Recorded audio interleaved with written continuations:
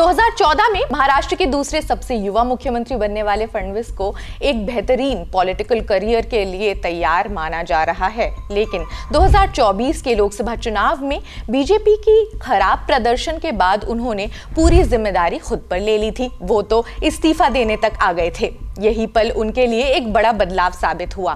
चलिए बताते हैं देवेंद्र फडणवीस की कहानी। पानी उतरता देख किनारे घर मत लेना, समंदर हूं लौट कर वापस आऊंगा।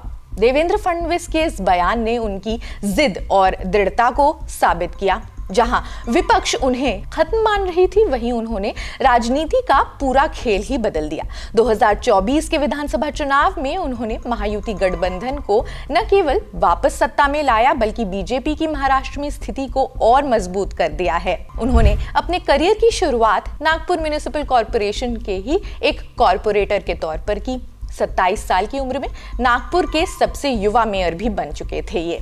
फडणवीस का नेतृत्व 2014 में तब और चमका जब बीजेपी ने महाराष्ट्र में पहली बार अपने दम पर 122 सीटें जीती। उनके मुख्यमंत्री काल में कई बड़े इंफ्रास्ट्रक्चर प्रोजेक्ट्स जैसे कि मुंबई मेट्रो, नागपुर मुंबई समृद्धि एक्सप्रेस और जलयुक्त शिविर अभियान जैसे महत्वपूर्ण कार्य भी हुए।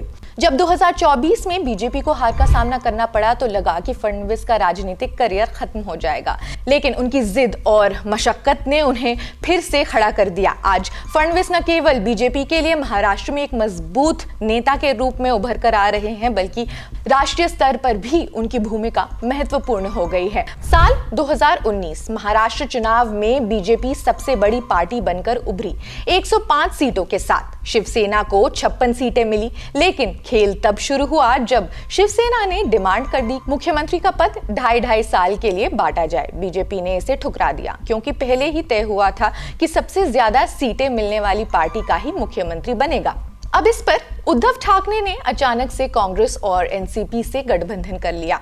ये वही शिवसेना थी जिसके नेता बालासाहेब ठाकरे ने कहा था कि कांग्रेस के साथ हाथ मिलाने का मतलब है पार्टी बंद करना होगा।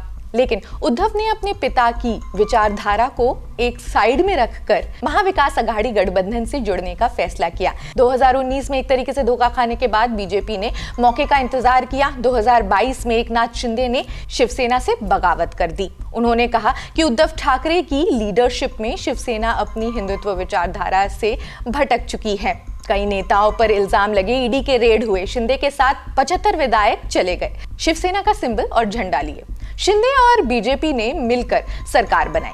शिंदे मुख्यमंत्री बने और देवेंद्र फडणवीस ने डेप्यूटी सीएम बनकर एक मिसाल रच दिया।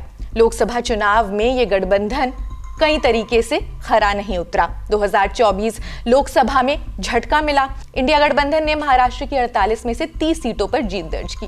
बीजेपी के खिलाफ कई फैक्टर्स काम किए, जैसे कि शिवसेना के टूटने से लोगों में नाराजगी, आरएसएस का एक तरीके से कमजोर होना और विपक्ष द्वारा बीजेपी और विपक्ष का एक आक्रामक कैंपेनिंग। फडणवीस ने जिम्मेदारी ले ली और पार्टी को फिर से खड़ा करने में जुट गए। सिर्फ 6 महीनों में उन्होंने महाराष्ट्र विधानसभा चुनावों में बीजेपी को 280 में से 230 सीटें जिताई।